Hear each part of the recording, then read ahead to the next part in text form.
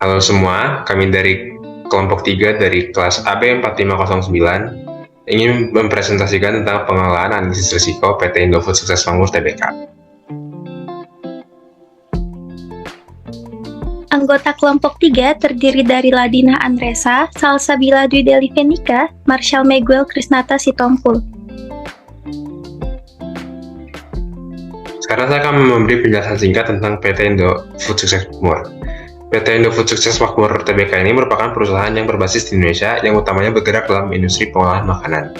Perusahaan ini merupakan produsen berbagai jenis makanan dan minuman yang bermarkas di Jakarta, Indonesia. Visi dari perusahaan ini adalah menjadi perusahaan yang dapat memenuhi kebutuhan pangan dengan produk bermutu, berkualitas, aman untuk dikonsumsi, dan menjadi pemimpin di industri makanan. Lalu misi dari perusahaan ini adalah menjadi perusahaan transnasional yang dapat membawa nama Indonesia di bidang industri makanan. Annual Report PT Indofood Sukses Makmur pada tahun 2022.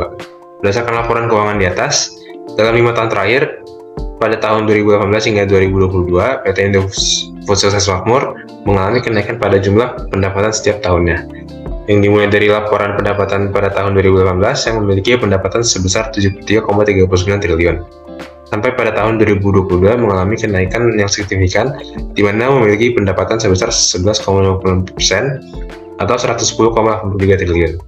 PT Indofood sukses mengalami kenaikan dengan hasil yang baik pada pendapatan untuk menutup tahun 2022 dengan hasil pendapatan yang bagus. Nah, pada laporan laba rugi di sebelah, dalam 5 tahun terakhir, yaitu pada tahun 2018 hingga 2022 juga, PT Indofood Sukses Makmur mengalami proses kenaikan dan penurunan pada laba bersih. Seperti yang dapat dilihat, pada tahun 2018, PT Indofood Sukses Makmur mengalami penurunan bersih tunai sebesar minus 4,90 triliun. Kemudian pada tahun 2022 mengalami penurunan yang signifikan, yaitu sebesar minus 17,01%, atau juga minus 3,35 triliun, yang menyebabkan laba bersih pada tahun 2022 hanya 6,36 triliun.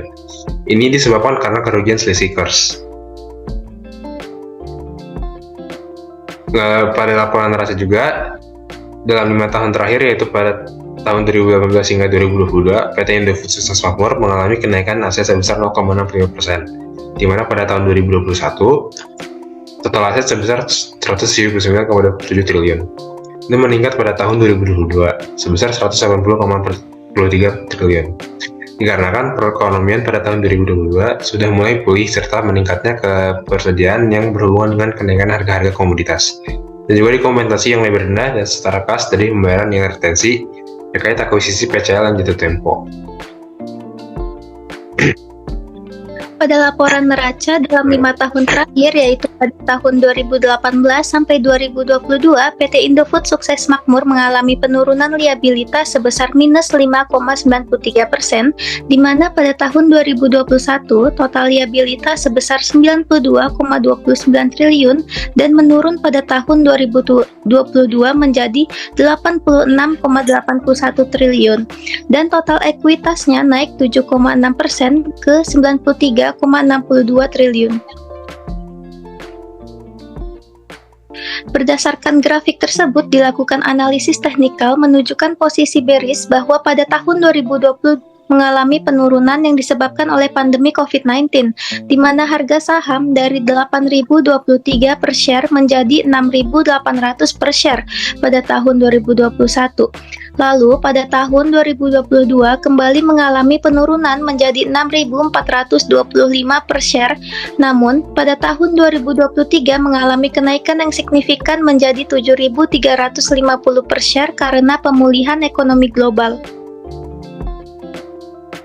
Risk analisis metodologi komunikasi dan manajemen PT Indofood Sukses Makmur: yang pertama, lingkungan pengendalian; yang kedua, penilaian risiko; yang ketiga, aktivitas pengendalian; yang keempat, informasi dan komunikasi; yang kelima, pemantauan.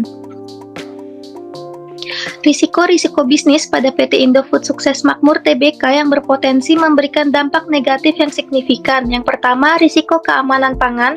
Yang kedua, risiko fluktuasi harga bahan baku dan komoditas. Yang ketiga, risiko peningkatan kompetisi pada segmen usaha. Yang keempat, risiko sukses dan keterampilan kerja. Yang kelima, risiko bencana alam, iklim, dan cuaca ekstrim.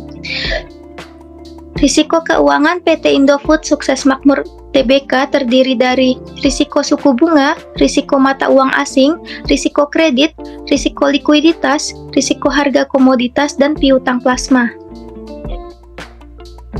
Selanjutnya yaitu ada analisis SWOT. Yang pertama strength. Yang pertama yaitu memiliki banyak anak perusahaan. Yang kedua produk yang terpercaya baik nasional maupun internasional. Yang ketiga yaitu jangkauan distribusi luas. Dan yang keempat adalah peralatan R&D yang canggih dan terluas di kalangan perusahaan makanan. Selanjutnya yaitu ada weakness. Yang pertama persediaan bahan baku yang masih bergantung pada impor. Yang kedua health issue masyarakat terhadap produk Indomie. Yang ketiga belum menggunakan bahan baku alternatif, dan yang keempat permintaan pasar yang belum terpenuhi. Selanjutnya yaitu ada opportunity. Yang pertama segmen pasar yang baru, yang kedua melakukan diversifikasi terhadap produk lain, yang ketiga daya beli konsumen yang meningkat pada masa pandemi, dan yang keempat menyediakan produk Indofood secara khusus dan menjangkau seluruh pasar. Selanjutnya yaitu ada threat. Yang pertama kompetitor mengeluarkan produk baru yang inovatif, yang kedua bea cukai yang tinggi, yang ketiga kemungkinan adanya anti MSG dan zat bahaya lainnya, dan yang keempat dikarenakan pajak penjualan. Ini adalah tabel matriks SWOT yang telah kami analisis. Selanjutnya yaitu ada kesimpulan. Berdasarkan analisis yang dilakukan oleh kami pada PT Indofood Sukses Makmur, kami mengambil keputusan untuk berinvestasi pada perusahaan. Dikarenakan perusahaan merupakan saham consumer good yang cocok untuk berinvestasi dalam jangka yang panjang. Selain itu, pada perusahaan ini juga memiliki laporan pendapatan dan grafik saham yang meningkat tiap tahunnya. Di mana pada tahun 2023 harga saham sebesar 7.350 per share. Kenaikan harga saham dapat meyakinkan investor bahwa perusahaan tersebut memiliki prospek yang baik di masa depan. Sekian presentasi dari kelompok 3, salah dan janggal mohon maaf. Assalamualaikum warahmatullahi wabarakatuh.